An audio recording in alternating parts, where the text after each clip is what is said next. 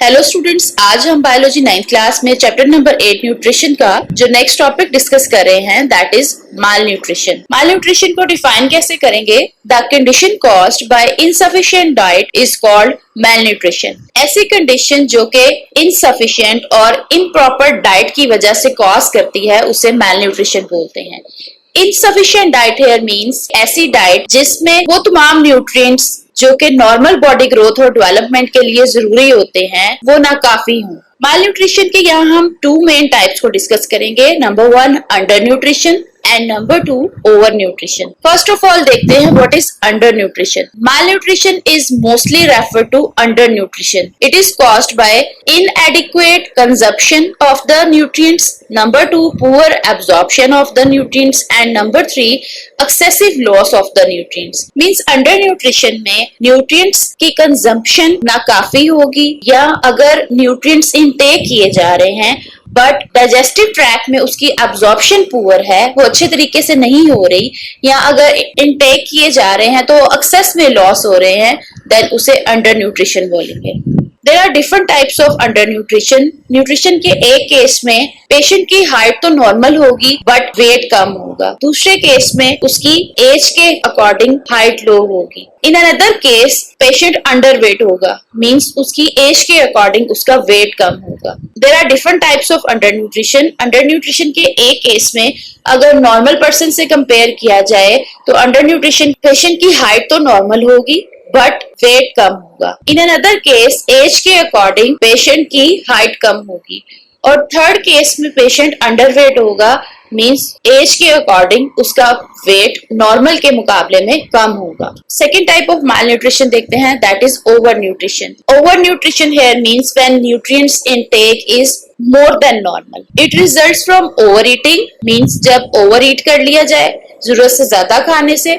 Number 2 excessive intake of specific nutrients, means जब कुछ खास किस्म के न्यूट्रिएंट्स को एक्सेस में इनटेक किया जाए लाइक फैट्स और कार्बोहाइड्रेट्स वगैरह। नेक्स्ट हम देखेंगे harms of mall nutrition. Number 1 mall nutrition weakens the immune system. Immune system जो कि हमारी बॉडी का डिफेंस सिस्टम होता है और हमारी बॉडी में डिफरेंट किस्म के डिजीजेस और इन्फेक्शन के अगेंस्ट फाइट करता है, वो वीक हो जाएगा as a result of over nutrition और under nutrition. Number 2 it impairs the physical and mental health. Malnutrition की वजह से फिजिकल हेल्थ के साथ साथ मेंटल हेल्थ भी खराब होती है। Number 3 it slows down thinking and stunts growth. Mall nutrition की वजह से पेशेंट में सोचने समझने की सलाहियत में कमी आने के साथ साथ उसकी ग्रोथ भी स्टंट होती है, मीन्स रुक जाती है या बहुत आहिस्ता होती है। Number 4 it affects the embryo development. Mall nutrition की वजह से एम्ब्रियो की डेवलपमेंट भी अफेक्ट होती है और वो नॉर्मल तरीके से नहीं होती। मीन्स ड्यूरिंग प्रेगनेंसी अगर मदर न्यूट्रिएंट्स का नॉर्मल इनटेक नहीं करेगी तो उसकी वजह से फीटस मीन एम्ब्रियो की डेवलपमेंट भी अफेक्ट होगी। Then, according to UNICEF, more than 6 million children under age of 5 died due to malnutrition. UNICEF के according every year about 6 million children जो कि 5 years से भी कम एज के होते हैं they died because of malnutrition. Next हम देखेंगे major forms of malnutrition. Malnutrition की मेन 3 मेजर फॉर्म्स हैं। Number 1 protein energy malnutrition, number 2 mineral deficiency diseases and number 3 over intake of nutrients. Protein energy malnutrition further 2 types की है। Number 1 kwashiorkor, number 2 marasmus and mineral deficiency diseases. Again यहाँ पे हम further 2 types के साथ discuss करेंगे। Number 1 goitre and number 2 anaemia. First major form of malnutrition is protein energy malnutrition. It refers to inadequate availability or absorption of energy and protein in the body. In this case जब protein का intake body में नाकाफी होगा या उसकी absorption अच्छी तरह से नहीं हो रही होगी तो उसे प्रोटीन एनर्जी malnutrition बोलेंगे। प्रोटीन एनर्जी malnutrition के रिजल्ट में जो डिसऑर्डर कॉज करता है उसमें जो फर्स्ट डिसऑर्डर है that is kwashiorkor. In kwashiorkor children में grow to normal height but are abnormally thin. Kwashiorkor children में एक ऐसा प्रोटीन एनर्जी malnutrition है जिसके रिजल्ट में बच्चे की हाइट तो नॉर्मल ग्रो करती है बट वेट नॉर्मली ग्रो नहीं करता and the children become abnormal. Kwashiorkor can develop at any time but more common at the age of about 12 months when breast feeding is discontinued. Kwashiorkor किसी भी as में बच्चे को हो सकता है, लेकिन ज्यादा कॉमन ये 12 months की एज में होता है जब बच्चे की ब्रेस्ट फीडिंग स्टॉप कर दी जाती है। So because of इनएडिक्वेट protein intake, children की हाइट तो नॉर्मली ग्रो करती है बट वो एबनॉर्मली थिन होता है। Second disorder of protein energy malnutrition is marasmus. In marasmus, patient lose all body fat and muscle strength and acquire a skeletal appearance. मैरस्मस में क्या होता है कि पेशेंट की तमाम बॉडी फैट और मसल लॉस हो जाता है और बिल्कुल एक ढांचे की तरह वो पेशेंट नजर आता है। सिम्टम्स की बात करें तो children show poor growth and look small for their age. Marasmus के पेशेंट्स में बच्चों में बहुत पुअर ग्रोथ होती है और वो अपनी उम्र से बहुत छोटे नजर आते हैं। एज की बात करें तो it usually develops between age of 6 months and 1 year in children. 6 माह से 1 साल के बच्चों में मोस्टली ये मैरस्मस का डिसऑर्डर नजर आता है in case of protein energy malnutrition। Second major form of malnutrition को आप डिस्कस करेंगे, that is mineral deficiency disease, जिसमें हम फर्स्ट देखेंगे ग्वाइटर।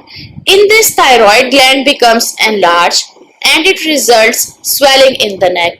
ग्वाइटर एक ऐसी डिजीज है जिसमें थायराइड ग्लैंड एनलार्ज हो जाता है और इसकी वजह से गर्दन में स्वेलिंग नजर आती है पेशेंट के। कॉजेस की बात करें तो it is caused bye insufficient amount of iodine in diet. Iodine जो कि एक बहुत इंपॉर्टेंट मिनरल है हमारी डाइट में और ये थायराइड ग्लैंड की नॉर्मल फंक्शनिंग के लिए इंपॉर्टेंट होता है।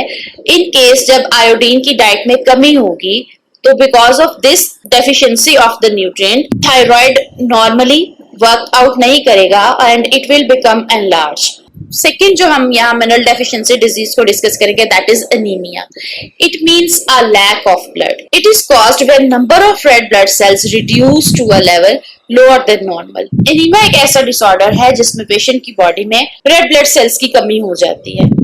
ठीक है, तो अगर नॉर्मल पर्सन के ब्लड को कंपेयर किया जाए एनीमिक पेशेंट से तो एनीमिक पेशेंट में रेड ब्लड सेल्स का काउंट बहुत लोअर नजर आता है। अब ये एनीमिक डिसऑर्डर किस वजह से पेशेंट में होता है, that is because of lack of iron in the blood. Haemoglobin red blood cells में एक आयरन कंटेनिंग प्रोटीन मॉलिक्यूल है जिसका फंक्शन होता है कि ये रेड ब्लड सेल्स के साथ बाइंड करके ऑक्सीजन को अपने साथ अटैच करके हमारी through out the body transport करती है। इस हीमोग्लोबिन मॉलिक्यूल के सेंटर में आयरन मॉलिक्यूल प्रेजेंट होता है जो कि इसके स्ट्रक्चर को फॉर्म करता है and in case of deficiency of iron there will be less number of haemoglobin molecules in the blood. और हीमोग्लोबिन मॉलिक्यूल्स की कमी होने की वजह से रेड ब्लड सेल्स का भी नंबर कम होगा और red blood sales normally function नहीं कर पाएंगे टू कैरी द ऑक्सीजन। इसके रिजल्ट में क्या होगा, एनीमिक पेशेंट जो है वो पेल नजर आएगा, वीक हो जाएगा और उसमें रेड ब्लड सेल्स की कमी हो जाएगी। Last major form of malnutrition को यहाँ डिस्कस करेंगे, that is over intake of nutrients.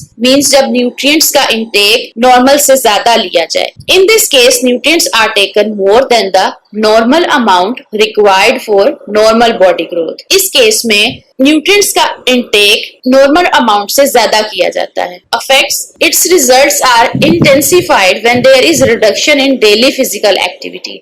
अगर न्यूट्रिएंट्स का इनटेक भी ओवर किया जा रहा है और साथ में फिजिकल एक्टिविटी भी बहुत डेली बेसिस पे नहीं है तो फिर इसके रिजल्ट्स जो हैं वो ज्यादा खतरनाक और डेंजरस होते हैं। High intake of carbohydrates and fats. अगर कार्बोहाइड्रेट्स और फैट्स का इनटेक नॉर्मल अमाउंट से बहुत ज्यादा लिया जाए तो इसके रिजल्ट में there occurs the obesity, number 2 cardiovascular problems and number 3 diabetes. तो ओवर इनटेक ऑफ कार्बोहाइड्रेट्स और फैट्स की वजह से पर्सन ओवरवेट होगा, देन उसमें हार्ट से रिलेटेड प्रॉब्लम्स बहुत ज्यादा होंगे like high blood pressure, cholesterol and other problems related to the functioning of heart and the person will be diabetic. Then high dose of vitamin A. Vitamin A के over intake की वजह से it can result in the loss of appetite. तो ऐसे person में vitamin A की access में intake होने की वजह से उसकी एपिटाइट लॉस हो जाएगी, मींस उसकी भूख में कमी आ जाएगी। For example it can cause stones in the kidneys and gallbladder.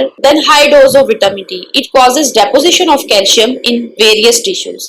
Vitamin D जो कि हमारी बोन्स में कैल्शियम और फास्फोरस की डेपोजिशन के लिए बहुत इंपॉर्टेंट रोल प्ले करता है, बट अगर विटामिन डी को एक्सेस में इनटेक किया जाए तो इसके रिजल्ट में क्या होगा कि कैल्शियम बॉडी टिश्यूज में डिपॉजिट होने लग जाएगा। इसके रिजल्ट में बॉडी टिश्यूज बहुत हार्ड हो जाएंगे और दूसरे टिश्यूज में ये कैल्शियम डिपॉजिट होकर डिफरेंट प्रॉब्लम्स कॉज करेगा। For example, it can result in the information of stones in kidneys, in gall bladder and etcetera. तो मिलते हैं नेक्स्ट लेक्चर में नेक्स्ट टॉपिक के साथ, जिसमें हम डिस्कस करेंगे effects and causes of malnutrition.